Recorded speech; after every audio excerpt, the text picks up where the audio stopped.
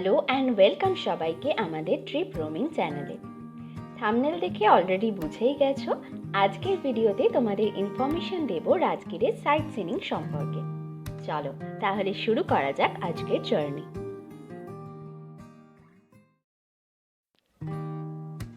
Bodh Gaya sightseeing complete করেই সেই দিনই রাতে চলে এসেছিলাম রাজগীর, আর নেক্সট ডে সকালে উঠেই ফ্রেশ হয়ে বেরিয়ে পড়েছিলাম রাজগীর সাইট সিনিং এর জন্য, কারণ হাতে ছিল একটাই দিন।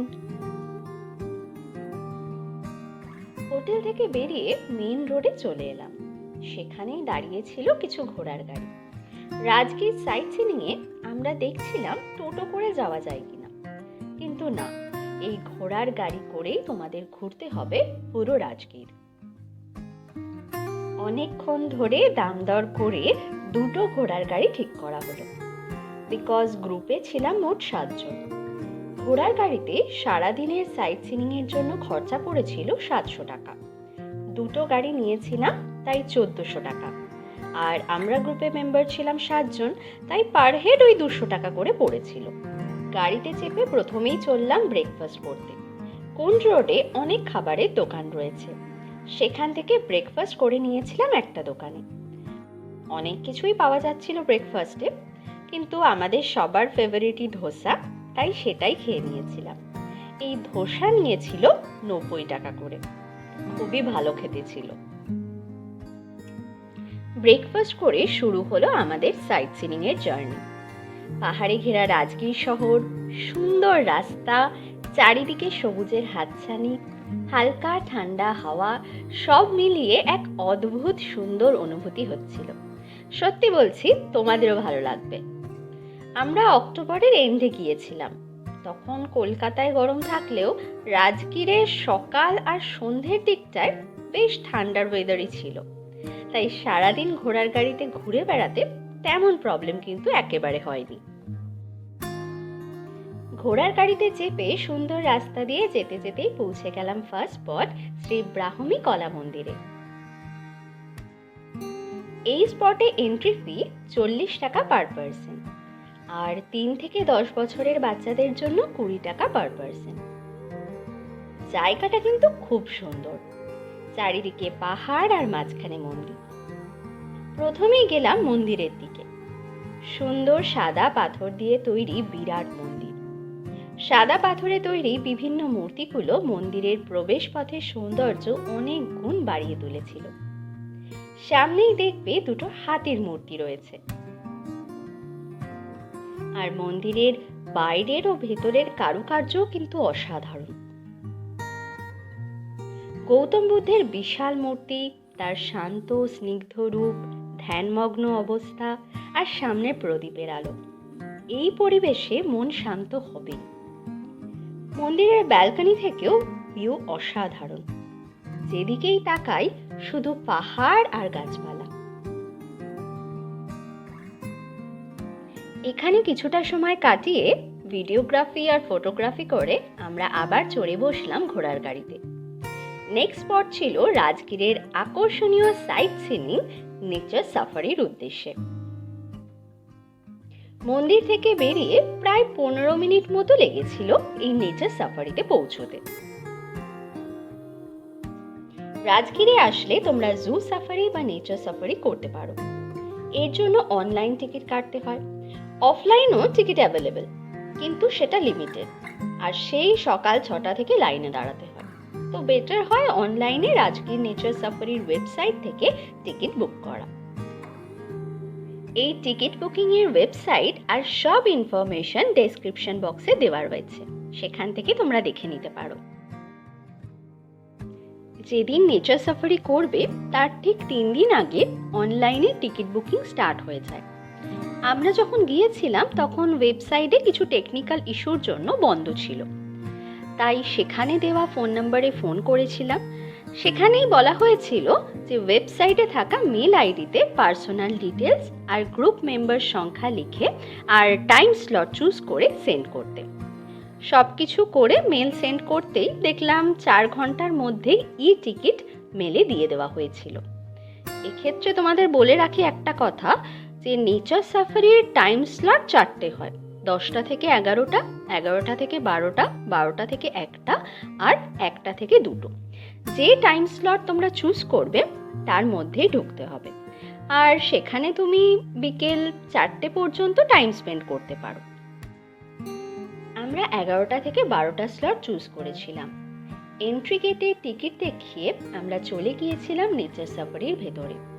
সেখানে আবার টিকিট শো করে ডিরেক্ট চলে গেলাম বাস স্ট্যান্ড, যেখানে বাসে করে আমাদের গ্লাস ব্রিজের কাছে নামানো হয়েছিল।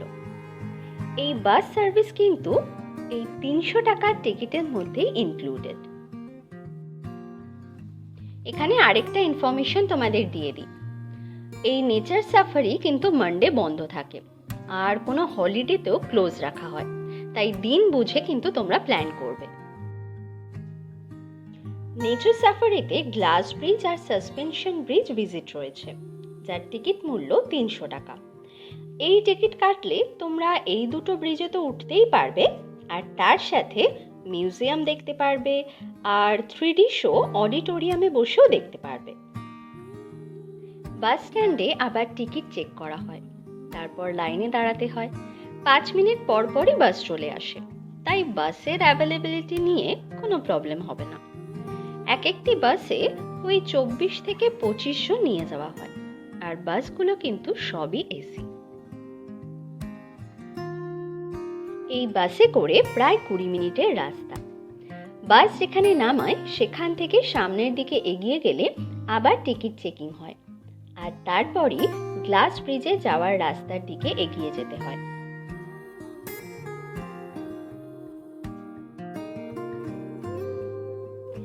আমরা যেদিন গিয়েছিলাম বেশ অনেকটাই লাইন ছিল। 20 থেকে 25 মিনিট লাইনে দাঁড়ানোর পর অ্যাট লাস্ট এন্ট্রি গেটে যেতে পেরেছিলাম।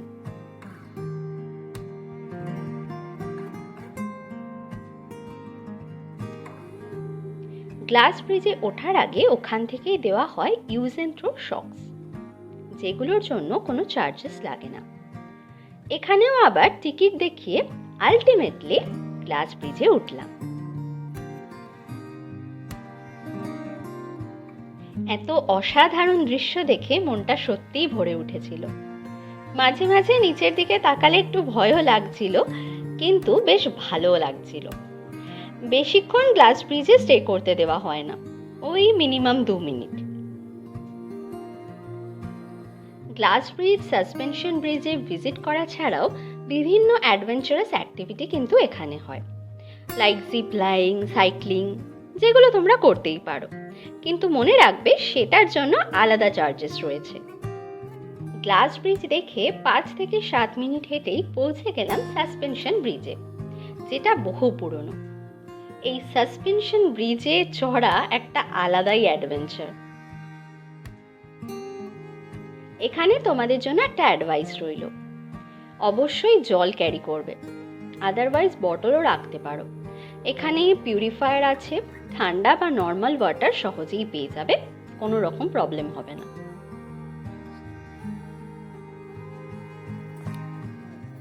গ্লাস ব্রিজে তো ঘোরা হয়ে গেছে, এবার আমরা যাচ্ছি সাসপেনশন ব্রিজের দিকে। গ্লাস ব্রিজ থেকে মোটামুটি এবড়ো খেবড়ো অনেকটা রাস্তাই আমাদের যেতে হচ্ছে, তো দেখা যাক কতক্ষণে গিয়ে পৌঁছাই সাসপেনশন ব্রিজে।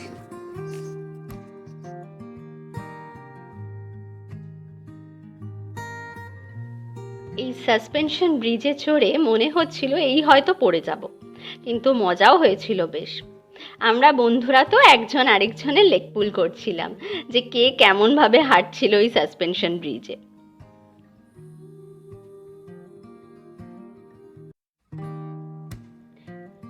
সাসপেনশন ব্রিজের নিচের জায়গাটাও কিন্তু খুব সুন্দর, কত বিভিন্ন ধরনের মূর্তি দিয়ে সাজানো, আর চারিদিকে তাকালেই শুধু পাহাড় আর জঙ্গল। আমাদের আরো সাইট সিনিং বাকি ছিল, তাই আমরা আর কোনো অ্যাক্টিভিটি করিনি। গ্লাস ব্রিজ আর সাসপেনশন ব্রিজ কভার করে আবার হাঁটতে হাঁটতে চলে এলাম বাস স্ট্যান্ড, যেখান থেকে বাস আমাদের পৌঁছে দেবে যেখান থেকে পিক আপ করা হয়েছিল ঠিক সেই জায়গাতেই। 5 থেকে 10 মিনিটের মধ্যেই বাস এসে গেল, আর আবার আমরা চলে এলাম এন্ট্রি গেটে। এই নেচার সাফারির ভেতরে একটা বড় ক্যান্টিনও রয়েছে, যেখানে কিছু স্ন্যাক্স আর কোল্ড ড্রিঙ্কস পাওয়া যায়।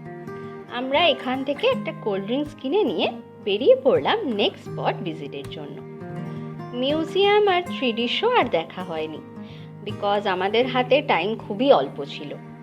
কিন্তু তোমরা এগুলো একেবারেই মিস করবে না। তাই আমার সাজেশন, রাজগীর গেলে একটা দিন শুধুমাত্র নেচার সাফারির জন্যই রেখো, আর নেক্সট ডেতে অন্য সাইট সিনিংগুলো করো।